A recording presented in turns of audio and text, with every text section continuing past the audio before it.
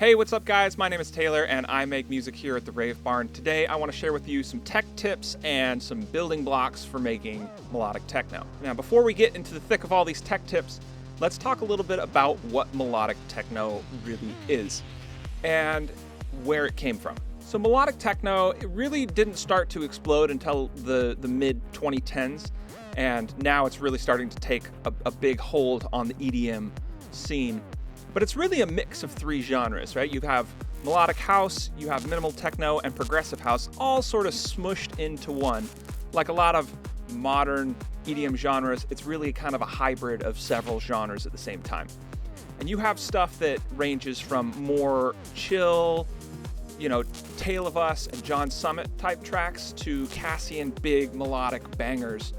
And everything in between. Some of the defining aspects of melodic techno would be the big rolling bass lines, a lot of emotive elements and atmospheric stuff, lots of reverb and delays, and typically a slower tempo or around the same tempo as house or techno. One of the big elements in melodic techno is just setting a mood and then a lot of tension and release. It's been super popular the past couple of years and really starting to come up, so I'm super excited to share these tech tips with you and help you to make your own melodic tracks here at Sonic Academy. Stick around and let's have some fun. So let's talk a little bit about the bass pattern that we're going to use. These are pretty straightforward, and for the patch, it's super simple. It's just a saw pluck, a simple... This one, it's just got a couple of different saws, and then I've got a little bit of a hi-hat accent there to give it a little bit of attack. Nothing super fancy. Now, in melodic tech, you kind of hear two sort of styles of bass lines. You either have this rolling bass, or you have this more Moomba-esque, almost tom bass sound. And sometimes you can kind of mix the two. So for the rolling bass, what we want is 16th notes, okay? And we're just going to be basically using one note for this bass line. So if we just do 16th notes, we get something that sounds like this. Very machine gunny, right? But we can take a couple of those and pop them up an octave. So let's grab this one and this one. And that sort of gives it this shuffly-esque sort of vibe. It almost kind of reminds me of Moombahton with these offbeat accents. And when we sidechain that very heavily, we get this result. Right, as opposed to if we take those octaves away.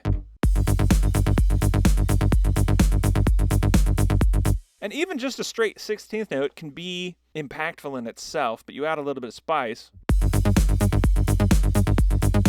Or you could even do sort of an offbeat thing. It's really fun to see how creative can you be using just one note and changing the octaves on it. And then as we move deeper into a track, maybe we get past the bridge into the second drop, or maybe we get after the drop, and we want to add a touch of emotion and deepness to it. We can take that same bass line and we can create a chord progression out of it. So we're just going to go from this C sharp up to this E and down to this G.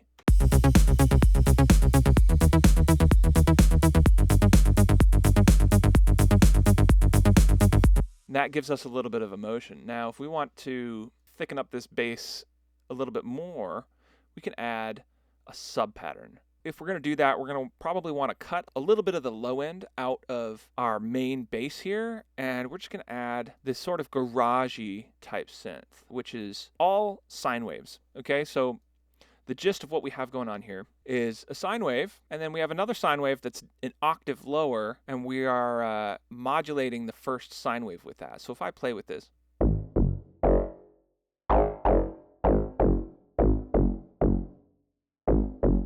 and then we add a little bit of a filter envelope to that as well.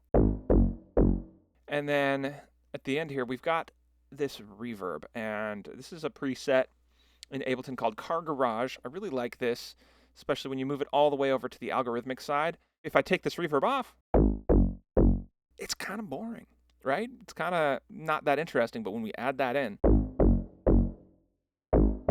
we just got to be careful about where our low end is going with that. But let's combine the two of these and take a listen.